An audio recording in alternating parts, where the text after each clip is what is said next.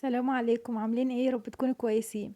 النهارده ان شاء الله الفيديو بتاعنا هنتكلم فيه عن الفطير وكل مشاكل الفطير اللي بتكون بتقابل اي بنوته لسه بتدخل المطبخ كده وبتتعلم وعايزه تعمل فطير، بس بتستصعب شويه الطريقه بتاعته. بس النهارده هنعمله بطريقه حلوه جدا. جايبه لهم بقى النهارده اسهل طريقه فرد، مش ممكن هتكوني يعني بالسهوله دي تعمليه ان شاء الله في ثواني. وكمان هقولك ازاي يبقى قابل معاكي كده في الفرن، ويبقى كده منفوخ وكده كله طبقات. وهقولك بس على خطوة بسيطة كده هتعمليها يطلع معاكي منفوخ زي ما انت شايفاه كده في الفرن، ويبقى كله طبقات ومورق زي ما انتوا شايفين كده. وازاي كمان ان هو ما ينشفش معاكي ابدا ويفضل طري معاكي لغاية تاني يوم. كمان لو سبتيه تاني يوم هيفضل طري معاكي. ما شاء الله شايفين الطبقات بتاعته. واسهل طريقة فرد ان شاء الله تتابعوا الفيديو النهاردة، وما تنسوش تحطوا لي لايك وتشتركوا في القناة. بتمنى تدعموني بلايك عشان هو اللي بيرفع الفيديو وغيرنا ان شاء الله يستفيد معانا. يلا بقى نسمي بالله كده ونصلي على الرسول عليه افضل الصلاة والسلام. اول حاجة معايا هنا كيلو من الدقيق. الدقيق بتاعنا بيكون متعدد الاستخدامات، حابة تستخدمي دقيق فاخر مفيش مشاكل خالص. هنا بقى هنقلب بقى المكونات الجافة بتاعتنا، اللي هو ايه، معلقة من الملح، معلقة صغيرة من الملح، ومعلقتين كبار من السكر. وهنحط اول كوباية من المية ودي تاني كوباية، هنحط كده كوبايتين من المية، وتالت كوباية هنشيلها في ريحنا كده اما نشوف الدقيق بتاعنا هياخد سوائل قد ايه. تمام كده، هنفضل بقى نقلب بالراحة خالص. واهم حاجة في الفطير بتاعك ان العجن، اهم حاجة العجن، ان انت تعجنيه كويس عشان خاطر يطلع معاكي النتيجة كويسة في الاخر. دي تالت كوباية اهو، بحط منها حبة بحبة كده. وبفضل ان انا ايه انزل كده بالراحة الدقيق بتاعي لغاية اما يكون معايا العجينة. اهو خلاص، هي اخدت الكيلو، اخد معايا 3 كوبايات كبار كده من كوبايات المية. ممكن عندك وانت بتعملي ياخد اكتر من كده، عشان كده بقولك تالت كوباية حطيها واحدة بواحدة عشان تشوفي السوائل معاكي هتاخد قد ايه. تمام كده، لحد كده كويس وسهل خالص، مفيش مشاكل ابدا من العجينة بتاعة الفطير. بس اهم حاجة عشان تطلع معاكي الفطير كويس، تعجنيه زي ما بقولك كده، تعجنيه شوية كده. يعني لغاية اما تبقى ملمس العجينة معاكي ناعمة جدا، وتبقى ايه ممتازة معاكي كده، تطلع معاكي احلى فطير ان شاء الله.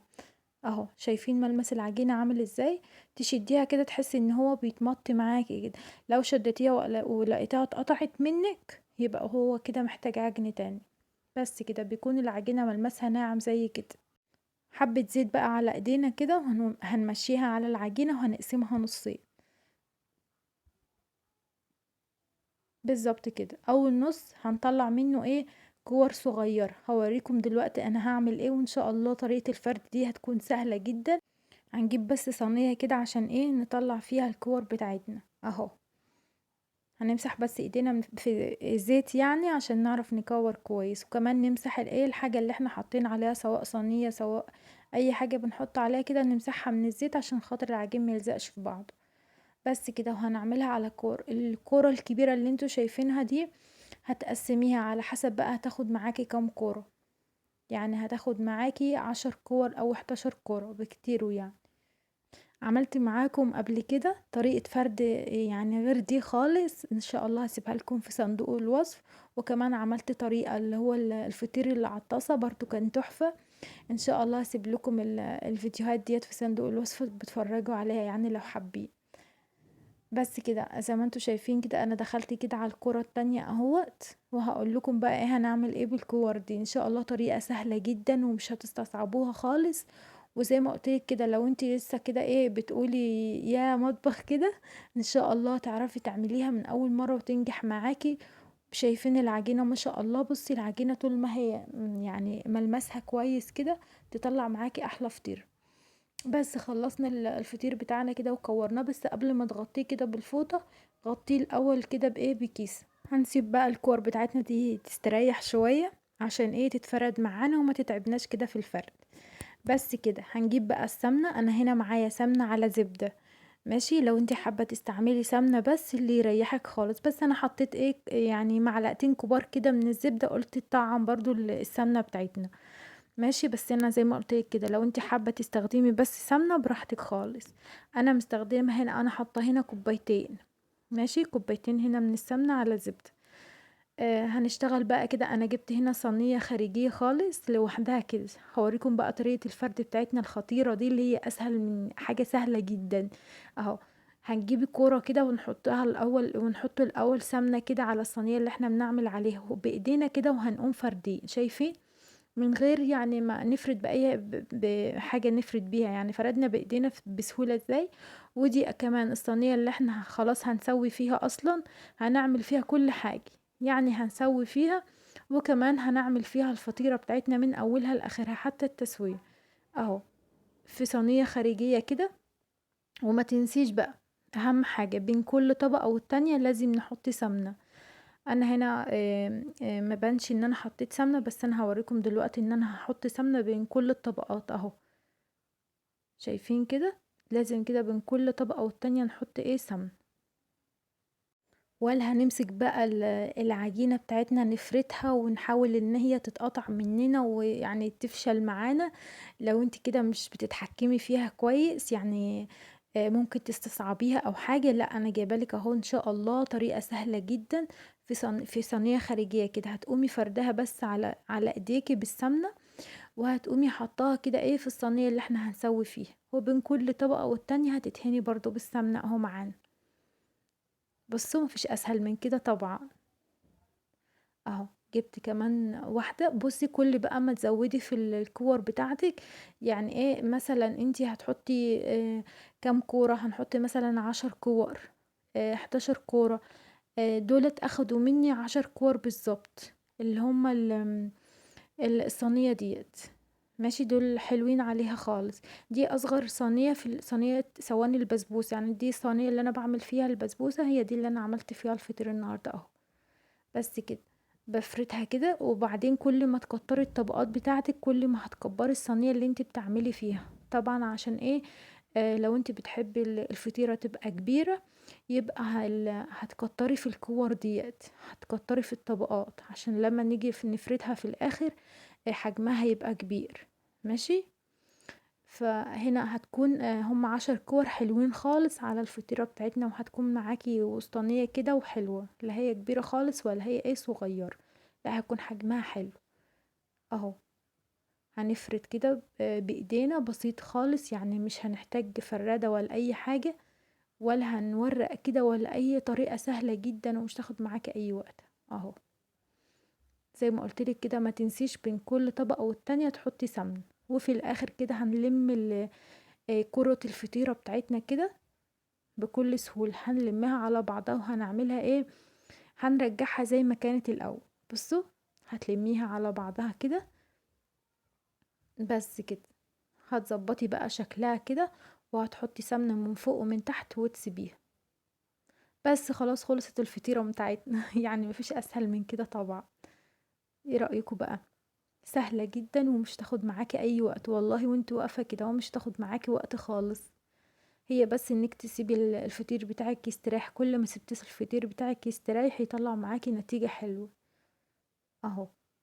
اول واحدة هتحطيها هتفرديها الاول، وبعدين تجيبي بقى الصينية التانية اللي انتي هتسوي فيها برضو، وهتقومي حاطة اول واحدة كده هتقومي فردها وحطها اهو.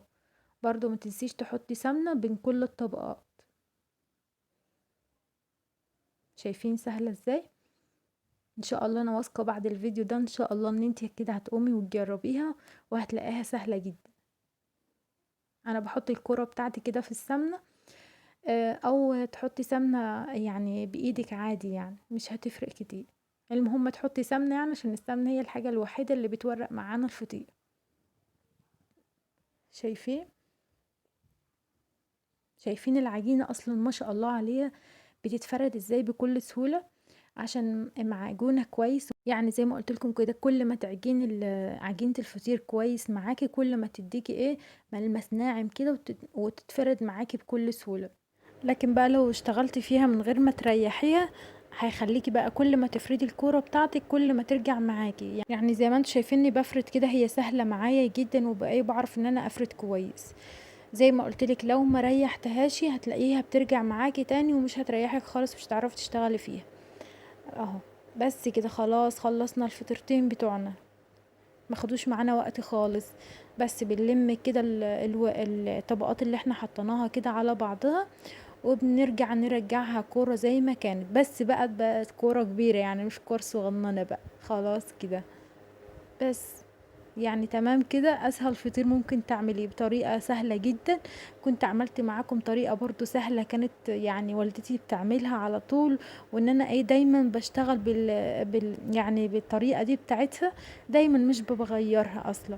فانا قلت اما اجرب الطريقة دي معاكم، يعني تستسهليها كده للبنوتة اللي هي لسه عايزة تعمل فطير وكده. فانا قلت اما اجرب الطريقة دي ان شاء الله تظبط معاكم وتكون سهلة. انا جربت الطريقة دي قبل كده والصراحة عجبتني النتيجة بتاعتها، فقلت اما اوريها لكم واعملها معاكم فيديو ان شاء الله. هتشوفي النتيجة في الاخر وهتطلع معاكي روعة ازاي.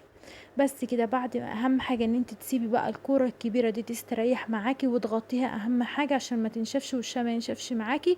بعد ما استريحت كل ما تسيبيها براحتك خالص، وساعة الاكل كده قبل ما تيجي تتغدي يعني او تيجي تتعشي، تيجي شغالة فيها، تيجي فردها كده بالشكل ده، فردة الفطيرتين بتوعك، وحط عليهم قشطة كده من بتاعة وش اللبن، بتخلي طعمها يعني طعم الفطير معاكي بيكون حلو قوي. مش حابة تحط قشطة، بس هو اساس الفطير بتاعنا بيبقى القشطة، يعني بتخلي طعمه حلو. مش حابة تحطيها خلاص يعني مش مشكلة. بس يعني ان هي بتدي معاكي طعم حلو للفطير. هنحط بس معلقتين كده على وش الفطيرة بتاعتنا بعد ما فردناها كويس. اهم حاجة السمك بتاعها ما يبقاش تخين معاكي ولا يبقى رفيع، يبقى وسط كده، بيكون السمك بتاعها زي ما انتوا شايفين كده. عشان خاطر لو سمكها فضلتي ان انت تفردي فيها هتكون تنشف معاكي في الفرن. وبرضو لو السمك بتاعها تخين مش هتبقى يعني مستوية من جوه. هنتكلم بقى عن التسوية. التسوية اهم حاجة تكوني مشغلة الفرن بتاعك على اعلى درجة من الاول خالص، تكوني محمية الفرن اصلا، لو فرن غاز او فرن سواء فرن كهرباء سواء فرن البوتاجاز، هتكوني مسخناه كويس اوي. هتحطي بقى الصينية بتاعتك وهتحركيها من كل الاتجاهات. انا كنت ماسكة التليفون وبصور لكم يعني، معلش لو التليفون بيتهز شوية كده. فانا زي ما انتوا شايفين كده اهو. في الاول هدخل الصينيه بتاعتي على اعلى درجه، وبعدين هوطي الشعلتين شويه، يعني هوطيهم على درجه وسطانيه عشان خاطر ما يشعوطوش معايا والقشطه بتاعتي تتحرق من فوق. دي التسويه المظبوطه بتاعتك. هتدخلي على نار عاليه وبعد كده تهدي النار زي ما انتوا شايفين بالطريقه دي، وهتفضلي تقلبي كده رايح جاي. الصينيه هتدوريها كده لغايه اما تلاقيها بتقب معاكي والفطير بيتنفخ معاكي بالشكل اللي انتوا شايفينه ده. دي التسويه المظبوطه معاكي. لو خليتي النار عالية خالص في الاول وفي الاخر، لا، هتكون معاكي مش مستوية من جوه، وهتكون معاكي معجنة كده ومش حلوة خالص. لا، النار هتبقى عالية في الاول، وبعد كده تهدي شوية وتفضلي تحركي وتدوري في الفطيرة بتاعتك لغاية ما تاخد الوشين من فوق ومن تحت، وهتبقى طرية معاكي. وهتطلعيها تغطيها على طول، وهتبقى معاكي طرية جدا. هوريكم بقى التوريقات بتاعتها، وانتوا شفتها في اول الفيديو كانت التوريقات بتاعتها عاملة ازاي واللون بتاعها تحفة ازاي. اللون بقى بتاع الفطير كده، لو انت حابة اللون بتاعها يبقى قوي حط لها، او الطعم بتاعه يبقى قوي حطي له حتة زبدة كده من على الوش، وهيبقى معاكي طعمه تحفة اهو. بعد ما تخرجيه كده تغطيه عشان خاطر يبقى معاكي طري الاخر، يعني اخر حتة بتاخديه منها تكوني معاكي طري اهو. ما شاء الله شايفين والله. بصوا انا كنت بعمل لكم ومش عارفه امسكه اصلا، انا كنت لسه مطلعاه من الفرن وكان سخن مولع. بس عايزه اقول لكم ان احنا بنحب الغدا بتاعنا يبقى سخن بالشكل ده. وبالهنا والشفا ان شاء الله تعملي احلى فطير وناجح ونافخ معاكي ان شاء الله في الفرن. بس ظبطي كده التسويه بتاعتك عشان تطلع معاكي حلو. شايفين ما شاء الله التوريقات اللي فيه. على فكره التوريقات ديت يعني هو سخن، انت عارفه كل بقى ما سبتيه كل ما يدي التوريقات معاكي اكتر. شايفين تبارك الله ما شاء الله عليها، يعني كلها ورق ازاي من جوه وطريه جدا، ما هيش ناشفه ولا حاجه. عايزه اقولك ان التسويه في الفرن هي العامل الاساسي، يعني بعد بعد الفرد وبعد كل حاجه ما تظبطيها، يعني اهم حاجه التسويه لو ظبطت معاكي الفطير هيطلع معاكي نافخ في الفرن وما شاء الله عليه. اظبطي بس زي ما قلتلك كده التسويه. في الاول كده علي الفرن وبعد كده هدي، وبعد كده افضلي حركي في الصينيه كده عشان تاخد من كل ناحيه اللون الحلو بتاعها وتتنفخ معاكي. وان شاء الله تطلع احلى من ده كمان. وان شاء الله طريقه فرد تكون عجبتكم النهارده، والفيديو يكون يعني بالنسبه لكم يكون سهل وحلو. عيشي حياتِك بقى مع عسل وجبنة وحاجات من دي، شايفين ما شاء الله حاجة كده يعني تحفة. بس كده، باتمنى بقى يكون عجبكم الفيديو بتاعي النهارده، يا ريت ما تنسوش اللايك عشان هو اللي بيرفع الفيديو، ولو لسه ما اشتركتيش في القناة يا ريت تشتركي، واشوفكم تاني على خير إن شاء الله، واقول لِك ما تنسيش اللايك والسلام عليكم.